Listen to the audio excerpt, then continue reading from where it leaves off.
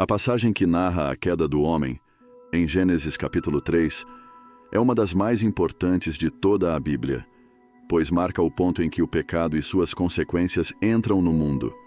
Este evento não apenas explica a origem do mal e do sofrimento, mas também revela a natureza do relacionamento entre Deus e a humanidade, e antecipa a necessidade de redenção através de Jesus Cristo.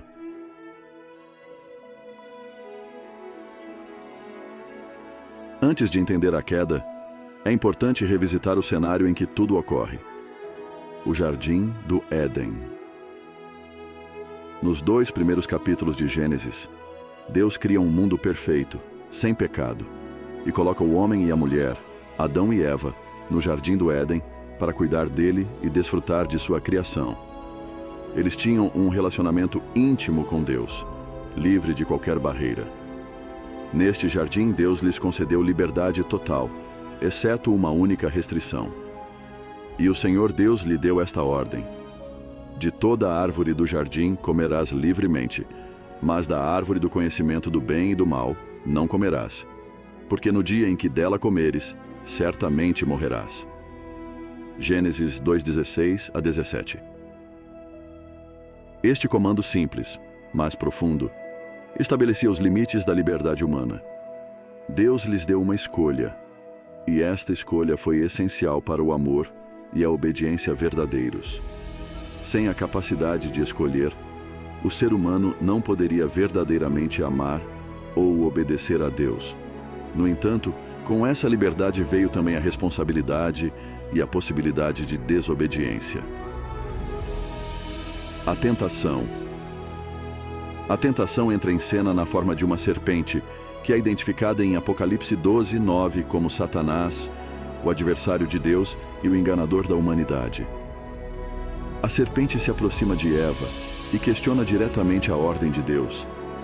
Ora, a serpente era o mais astuto de todos os animais selvagens que o Senhor Deus tinha feito, e ela perguntou à mulher: foi isto mesmo que Deus disse: não comam de nenhum fruto das árvores do jardim? Gênesis 3:1. Observe a estratégia da serpente. Ela começa colocando dúvida nas palavras de Deus. A serpente não apenas questiona a ordem, mas distorce o que Deus disse, sugerindo que Deus havia proibido comer de todas as árvores, em vez de apenas uma. Isso é uma tática comum do inimigo: distorcer a verdade para semear a dúvida e confundir a mente humana. Eva, ao responder, tenta corrigir a serpente, mas já mostra sinais de confusão. Respondeu a mulher à serpente: podemos comer do fruto das árvores do jardim, mas Deus disse: não comam do fruto da árvore que está no meio do jardim, nem toquem nele, do contrário, vocês morrerão. Gênesis 3:2-3. Eva adiciona algo à ordem de Deus, dizendo que eles não deveriam tocar na árvore, quando Deus apenas havia proibido o ato de comer o fruto.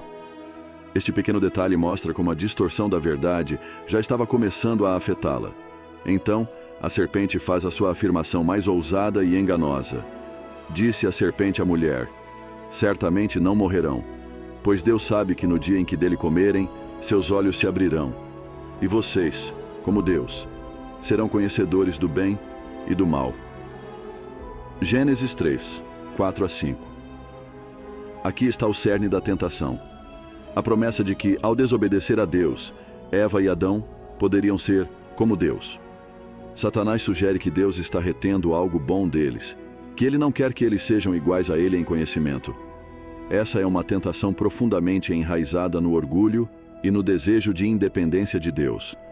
A serpente apela ao desejo humano de ser autônomo, de definir o que é certo e errado por conta própria, em vez de confiar na sabedoria e na bondade de Deus.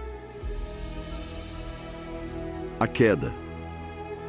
Quando a mulher viu que a árvore parecia agradável ao paladar, era atraente aos olhos, e além disso, desejável para dela se obter discernimento, tomou do seu fruto, comeu-o e o deu a seu marido, que comeu também. Gênesis 3:6. A decisão de Eva de comer o fruto proibido é motivada por 3 fatores: Ele era bom para comer, agradável aos olhos e desejável para adquirir sabedoria. Essas três motivações correspondem aos tipos de tentação que encontramos em 1 João 2,16, onde o apóstolo fala da concupiscência da carne, a concupiscência dos olhos e a soberba da vida. Eva e depois Adão cederam a essas tentações, desobedecendo diretamente à ordem de Deus. Adão, que estava com Eva, come do fruto sem questionar. Como o primeiro homem, Adão era o representante de toda a humanidade, e sua desobediência trouxe consequências não apenas para ele, mas para toda a criação. As consequências do pecado.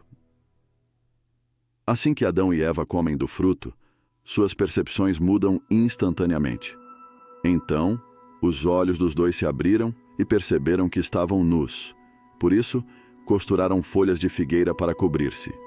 Gênesis 3:7. A primeira consequência imediata do pecado foi a vergonha. Antes, Adão e Eva estavam nus e não se envergonhavam. Gênesis 2:25. Pois viviam em perfeita harmonia e inocência.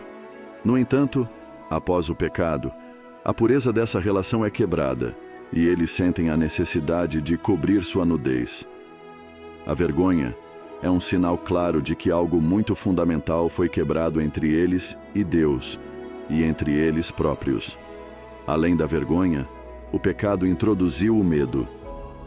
Quando ouviram a voz de Deus no jardim, ao invés de correrem para ele como antes, eles se esconderam. Mas o Senhor Deus chamou o homem perguntando: "Onde está você?" Ele respondeu: "Ouvi teus passos no jardim e fiquei com medo, porque estava nu, por isso me escondi." Gênesis 3, 9 a 10. A pergunta de Deus: "Onde está você?" Zrênia é carregada de significado. Deus não está apenas perguntando sobre a localização física de Adão, mas sobre seu estado espiritual.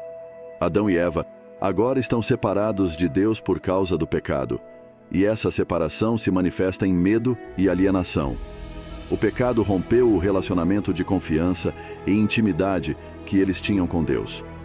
Quando Deus pergunta a Adão sobre o que aconteceu, ao invés de assumir a responsabilidade, Adão culpa a Eva, e Eva culpa a serpente. Essa cadeia de culpas revela como o pecado também destruiu a relação de confiança entre as pessoas. O pecado sempre gera divisão, não apenas entre o homem e Deus, mas entre as pessoas também. O julgamento de Deus. Deus, então, pronuncia seu julgamento sobre a serpente, a mulher e o homem. Esses julgamentos não são meramente punitivos, mas também revelam a profundidade do estrago causado pelo pecado e a necessidade de redenção. A serpente. Então o Senhor Deus declarou à serpente: "Por causa do que você fez, maldita é você entre todos os rebanhos domésticos e entre todos os animais selvagens. Sobre o seu ventre você rastejará, e pó comerá todos os dias da sua vida.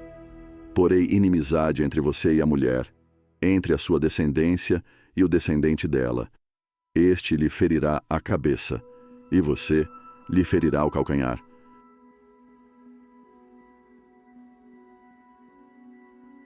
Gênesis 3:14 a 15. Aqui Deus amaldiçoa a serpente, condenando-a a rastejar e comer pó. Mas além disso, Deus profetiza que haverá inimizade entre a descendência da serpente e a descendência da mulher. Esta é a primeira promessa do Evangelho, conhecida como proto-evangelho. A frase "Ele lhe ferirá a cabeça" refere-se à vitória final de Cristo sobre Satanás, enquanto "você lhe ferirá o calcanhar" aponta para o sofrimento que Cristo enfrentaria na cruz. Mesmo no momento da queda, Deus já está anunciando seu plano de redenção. A mulher, ele declarou: "Multiplicarei grandemente o seu sofrimento na gravidez. Com sofrimento você dará à luz filhos. Seu desejo será para o seu marido, e ele a dominará." Gênesis 3:16.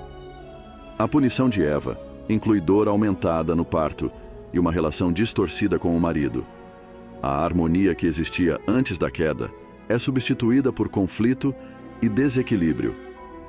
O domínio do homem sobre a mulher não é o plano original de Deus, mas uma consequência do pecado. Isso não é um mandamento para o homem dominar a mulher, mas uma descrição de como o pecado corrompeu as relações humanas. O homem.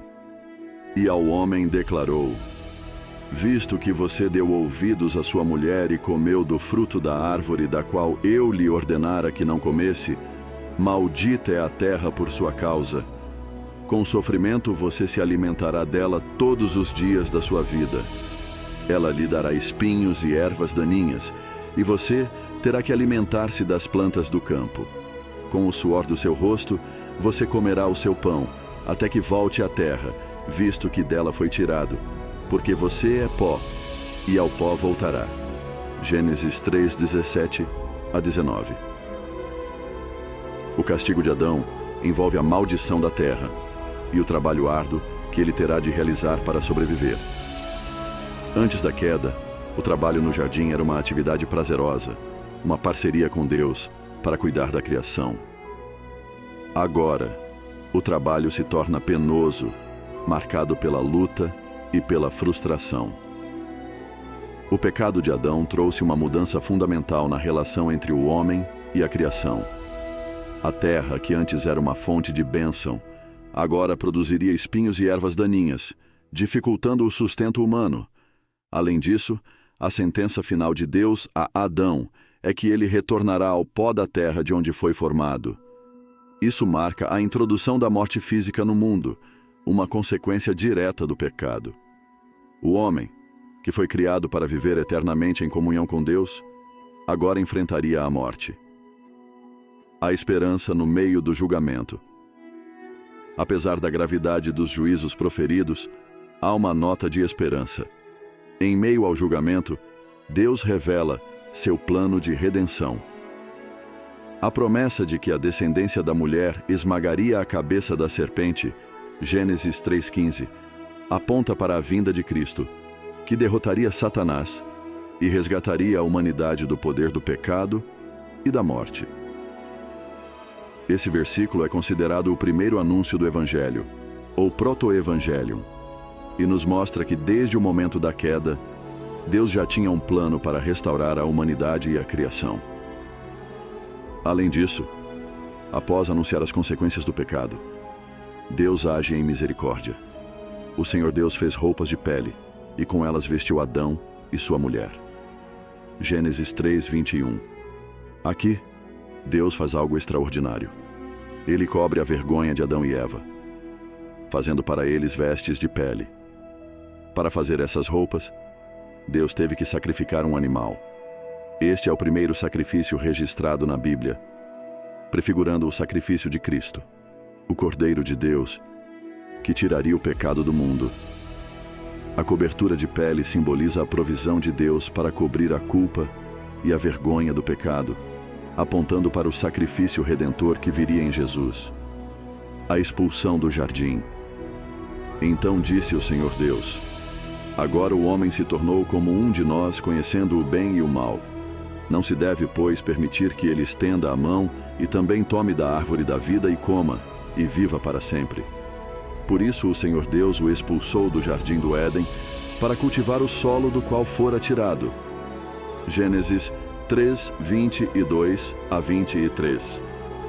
Deus, em sua graça, expulsa Adão e Eva do jardim do Éden, impedindo que eles comam da árvore da vida e vivam eternamente no estado de pecado. Embora isso possa parecer um ato de punição, é, na verdade, um ato de misericórdia. Se eles tivessem comido da árvore da vida, teriam vivido eternamente em um estado de separação de Deus. Ao expulsá-los, Deus estava protegendo-os da eternidade no pecado e, ao mesmo tempo, estabelecendo um caminho para a redenção. O significado da queda para a humanidade. A queda do homem em Gênesis 3 é um evento fundamental na teologia cristã. Ela explica a condição de corrupção e pecado em que todos os seres humanos nascem. Como descendentes de Adão, herdamos uma natureza pecaminosa e estamos sujeitos às mesmas consequências do pecado: morte, separação de Deus e sofrimento. Portanto, assim como por um só homem entrou o pecado no mundo, e pelo pecado a morte, assim também a morte passou a todos os homens, porque todos pecaram. Romanos 5:12. Este versículo de Romanos resume a importância da queda. O pecado de Adão trouxe a morte e a separação de Deus para toda a humanidade.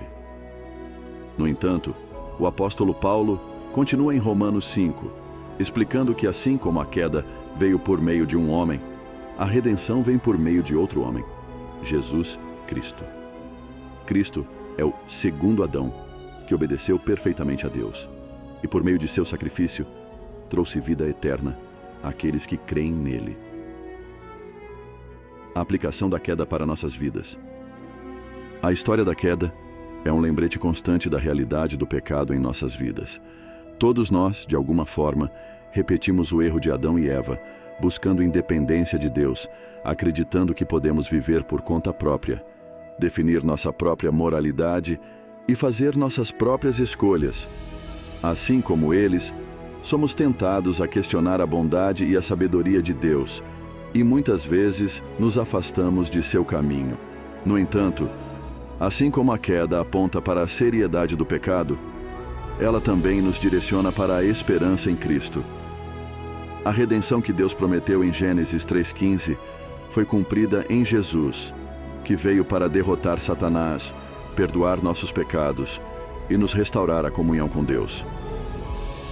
A cruz de Cristo é o meio pelo qual Deus cobre nossa vergonha e nos dá uma nova vida. Hoje, somos chamados a reconhecer nossa condição de pecadores e a nos voltar para Cristo, o Redentor. O pecado ainda tem consequências em nossas vidas. A separação de Deus, a dor, o sofrimento e a morte física são realidades que enfrentamos diariamente. No entanto, por meio de Cristo, podemos ter a certeza de que essas realidades não terão a palavra final.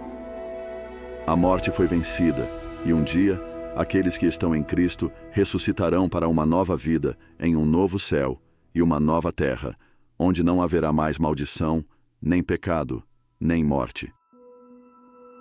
A importância do arrependimento e da obediência. A queda nos ensina sobre a importância da obediência a Deus.